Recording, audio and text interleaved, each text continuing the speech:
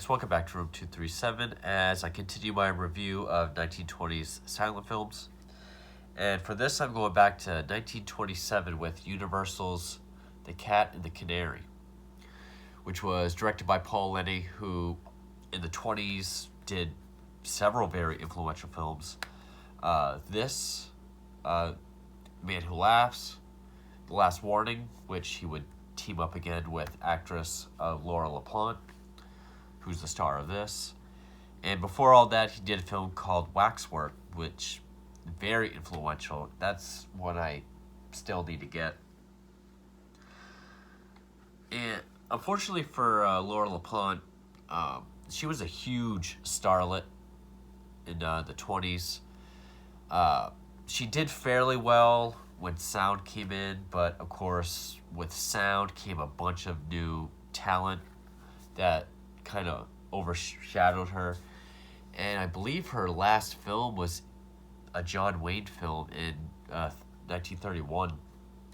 And even though she stopped that early in the 30s, she lived all the way up until the mid-90s. But she did live to see long enough to see a bunch of tributes and stuff to her in the era on TV. Now, The Cat and the Canary is based on a play of the same name.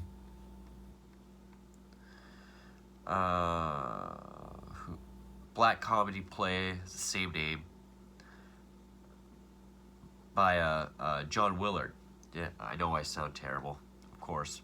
Get all stuffy as soon as I go to do a video. That's always the case. Which I believe there's been five different versions of this as far as film. I know the next one was in 1939 with Bob Hope and Paulette Goddard. And this does have a little bit of the comedy in it. I think it's very subtle and more directed towards one character. The character of Paul Jones, played by Crichton Hale. But I know each version after this, there's more emphasis on comedy. But this is still an effective horror thriller film. In fact, this was a huge influence on what would become the old dark house subgenre, which in turn was a major influence on James Whale when he did 1932's The Old Dark House. Which it's not enough to be in an old, spooky, supposedly haunted house. It's also part of the trope of that genre is it's not just a haunted house. There's a killer amongst them, and the guests that are there are more or less strangers. Like I know in the old dark house, they are strangers. Here, it's all family members, but they're all fairly distant. Now, I have two copies of this. I have this one by Kino International, which is part of American Silent Horror Collection. But first, I got this from Alpha Video for very cheap. And I mean, I don't know how well you can see that, but just look at the CGI effects on those hands. That's just sad. It does run for 80 minutes. This says 101. I think... I haven't put this one in yet, but I do think there's a short film at the end of it, or maybe there's something of a documentary, or there's something short at the end of it. But this is the one I watched because I really like the Kino releases, and this one did do a great job. I love the look of the film. This is color tinted. It has a beautiful golden sepia tone to it, and the story is pretty simple. It's basically there's this guy, Cyrus West, who lives in this old spooky mansion, and then one night he dies, puts it in his will that on the 20th anniversary of his death, his will can be read.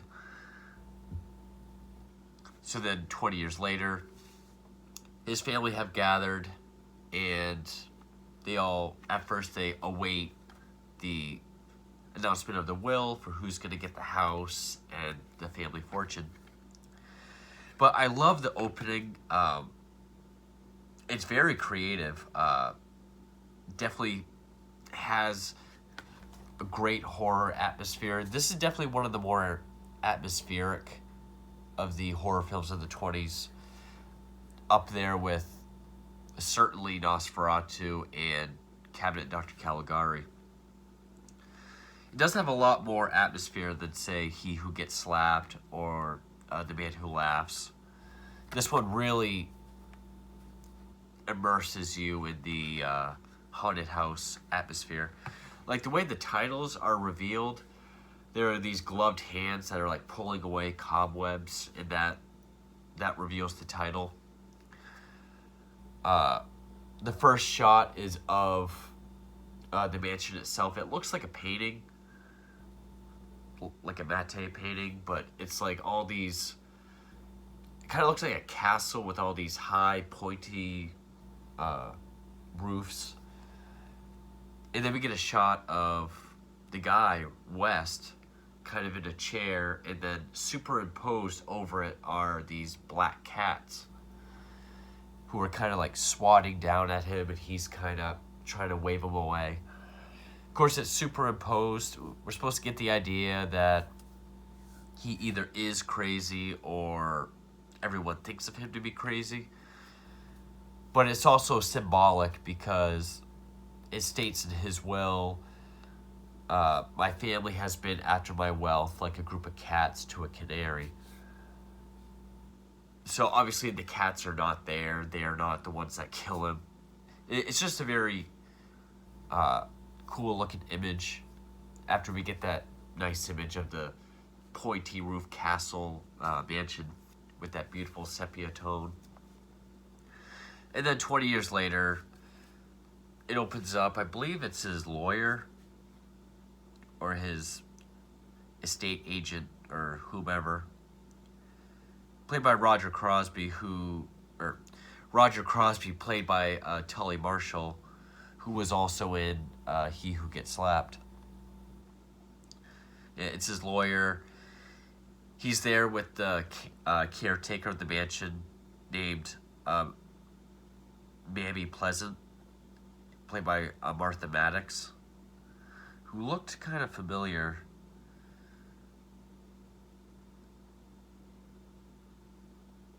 Actually, I think she died shortly after this. She died in 1933. She was also in a film called Torrid.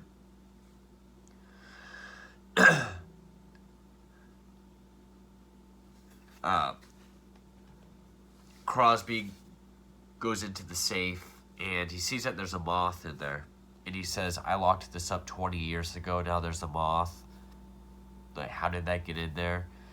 And then she tells him, the only one that knows the combination is you. And she's kind of like she kind of reminded me of like the Frau Blucher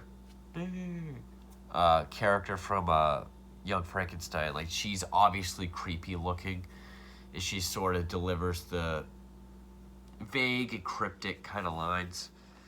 But slowly the family starts to arrive. The character by Crichton Hale, which is Paul Jones, he's certainly the comic relief. He's got big glasses. He's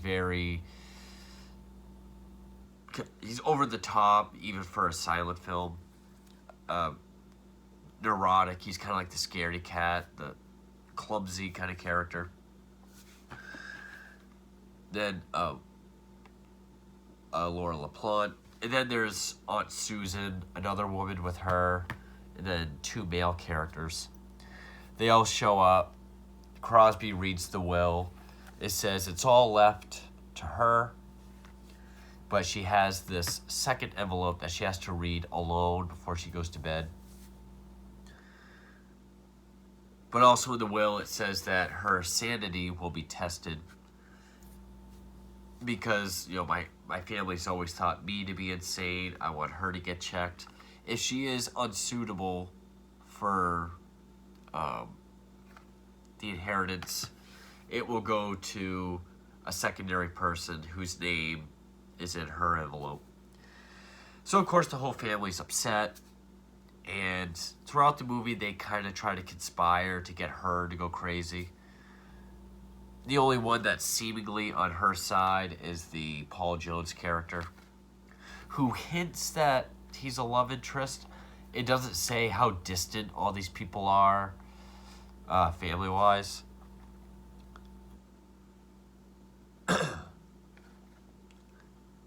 And at the same time, this one guard for the loony bin shows up with a straitjacket saying, "Oh, this homicidal maniac has escaped. I believe him to be somewhere on the grounds, so I'll be looking for him."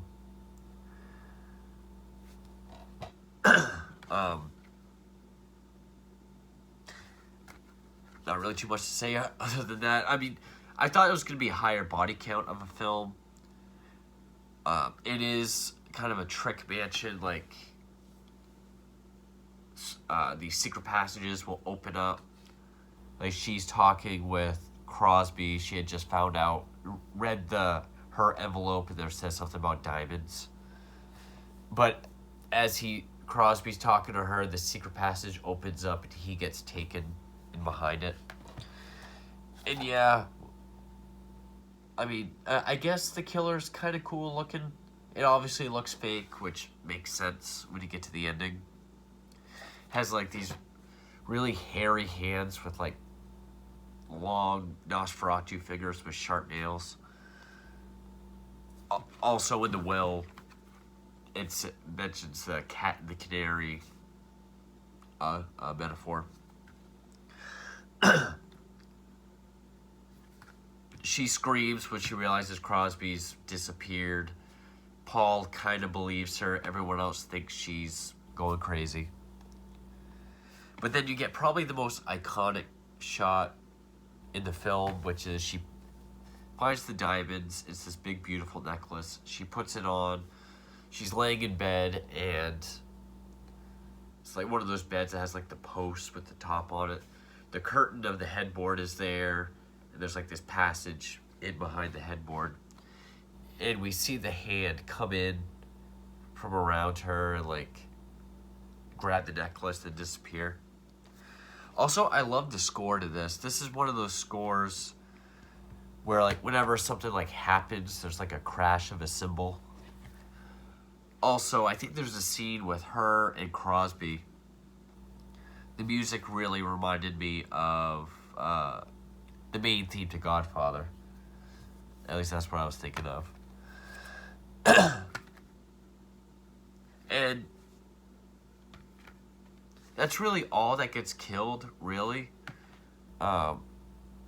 She does keep she screams about the necklace being taken. Of course, when she explains it, she sounds crazy. Aunt Susan flees, and she meets up with, on the road, there's like this horse and wagon guy that I guess is like the delivery man for baked goods. She tells him about ghosts. And also the title cards are pretty interesting because like when someone yells help, it's like the whole screen says help and the letters are kind of wavy. And you get this sort of like falsetto whistling, sort of classic Halloween type music.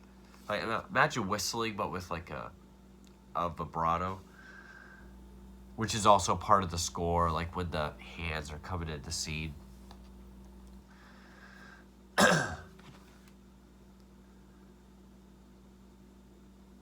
And then there's this long scene where Paul ends up in the room with Aunt Susan and this other woman. He's hiding under the bed, but they're getting ready for bed. So they see like clothes falling on the floor. And he does the comedic like... And there was one cool part. Aunt Susan talks about looking under the bed. And it's all dark under there, except for these little 2 dots of light right on top of his eyes, which is kind of neat looking.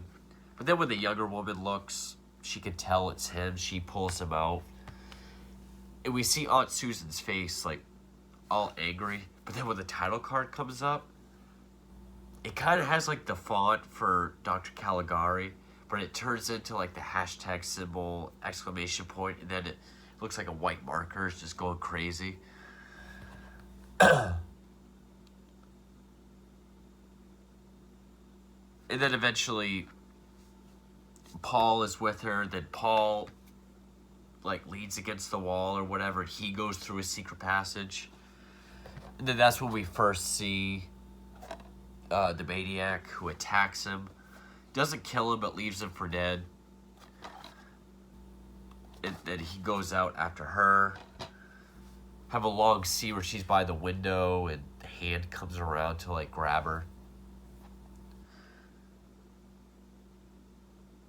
And by this point, it's like Aunt Susan is on the road with the bakery guy trying to get the police. The guard is still around. At one point, Crosby's body does. They're all in one room. And they, like, open a closet or whatever, and Crosby's body falls out. And as far as attacks by the maniac, that's pretty much it. Crosby does get killed, and then when Paul ends up in the secret passage, which we only see one area beyond the secret passage, but I love the look of it. It's like that sort of dirt floor, stone wall, rounded archways, like a medieval dungeon. It looks great, and that's what I mean about the atmosphere of this film. It does a great job with its lighting, and it is one of those silent films where the edges of the screen are kind of like that sort of pulsating kind of like lighting, like it. I don't really know how to explain it, but the atmosphere is definitely probably the highest. Probably the best thing that I could say about it. But while she's fighting off the killer, Paul gets back to the room, and while she's wrestling with him, his eye falls on the ground. And I was wondering what the twist was going to be. I was actually thinking, I mean, I'll say spoilers. It's been 93 years, but I mean, can I recommend this movie? Absolutely. If you love classic films or like really classic old films, horror or otherwise, definitely check it out. I think it's in the public domain. It is being released again when Universal is doing another part of their classic box sets. They're a legacy set with genres and actors, and there's going to be one of silent films, and this is going to be on there. But so I'm guessing it's not in the public domain, but there's a bunch of videos on YouTube of the whole film. So I thought it was actually going to be West. I thought West like faked his death or something. I thought it was going to be him, but it's actually that guy, Charles. I think that was his name, Charles. Charles Wilder. He's played by Forrest Stanley, which I had forgotten about his character, which I'm guessing that's a good way to look at it, because throughout the film, it doesn't focus on him at all. The only other male characters would be like Paul Jones, Crosby, and one of the taller guy who's on there. I guess it could be that one. But he has so little screen time and dialogue that it's very easy to forget that he's even in the film. So I'm guessing that was smart. But also, because part of the old dark house subgenre, it is more than just a spooky house movie. It is about someone else in the house targeting the guests. Like, that's one of the big tropes of the subgenre. So even in the opening intertitles, it tells us, because after we see the West character die, it says supposedly, they say his ghost has wandered the halls for the last 20 years. But then it says, but something more tangible than a ghost is in the house tonight, hinting towards the killer. Because I feel like if they didn't do that, it would have made it wanted us to think it was more of a haunted house movie. It would have seemed kind of like a cheap twist. But you could also argue that takes away some of the atmosphere or the haunted house aspect of it. But they do such a good job at making this house look old and creepy that it still works. It still works very well. So at this point, the police on some really old motorcycles meet up with Aunt Susan and the bakery guy. She tells them about it. So they all go back. But then, right before Paul ends up in the secret passage, the doctor has shown up where the will says her sanity will be tested. And this guy has to be like a red herring because they made him look creepy as hell. He's got like long hair on the sides, but he's like bald on top. He's kind of hunched over, big glasses. Kind of looks like a thinner version of like Caligari.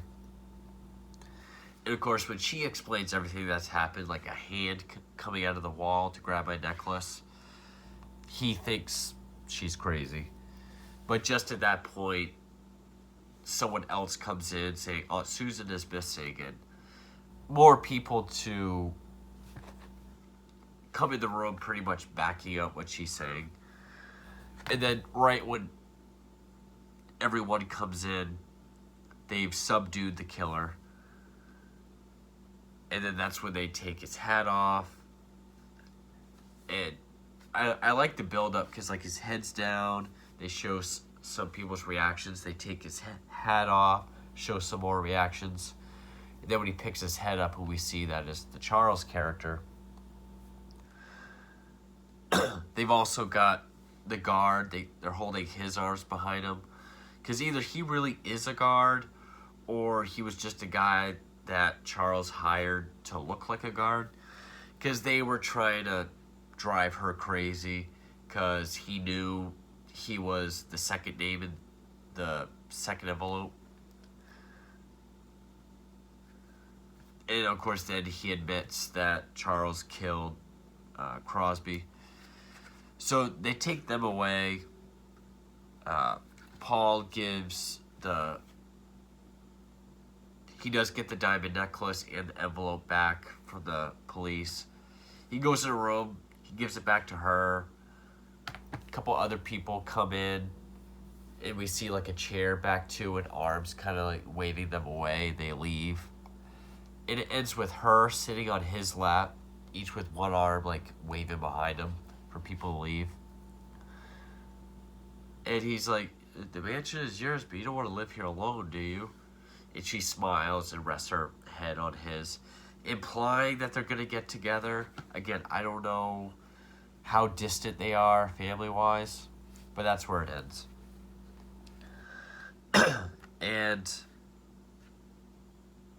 again, with acting, you do have to remember that silent films are a very visual experience. So the acting is always going to be very physical and over the top. But I thought it worked in this. The intertitles were also used when they had to. Like, going back and watching all of these silent films in succession, you can tell a lot of times when people are talking, it won't have a title card right away. Because if you know the context of the scene, you can pretty much make out what they're saying. But the intertitles do kind of play on the comedy as well. Like when Paul is scared, the intertitles will make it look like he's stuttering. or when he first gets to the house, he's trying to tell the story of how, because they all heard a bang, and he's trying to explain what it was. He was driving along, and a bullet whizzed by him. But every time he starts telling the story, someone else comes up and shakes his hand, introduces themselves. So he has to keep starting over.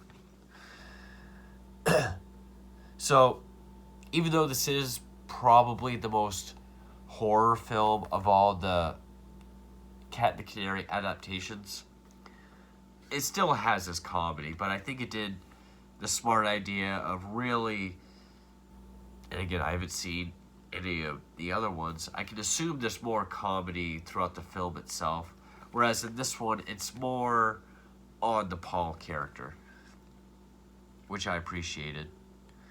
But the atmosphere of this film, also, the second Cat and Canary,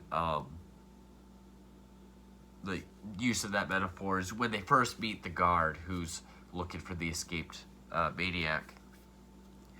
He says, this guy's a very vicious, homicidal maniac. He tears, or says something about how he's like a cat and he tears his victims up like a canary, or something along those lines. So the Cat and Canary metaphor does come up a few times and does play a role in the film, which I liked that as well. I mean, it's not like a Giallo film where this is one little tiny little factoid that would be the title of the film. This is an example of German Expressionists. I definitely felt that.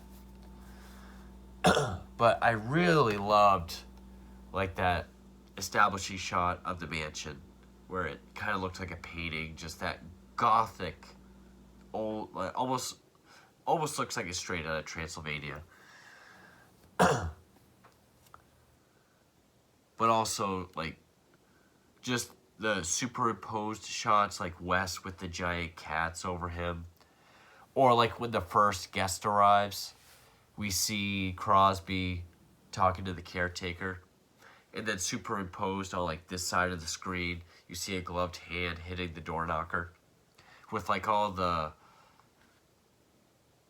I don't really know what it's called, like the sort of horror movie like moss and vines that you see hanging all over everything.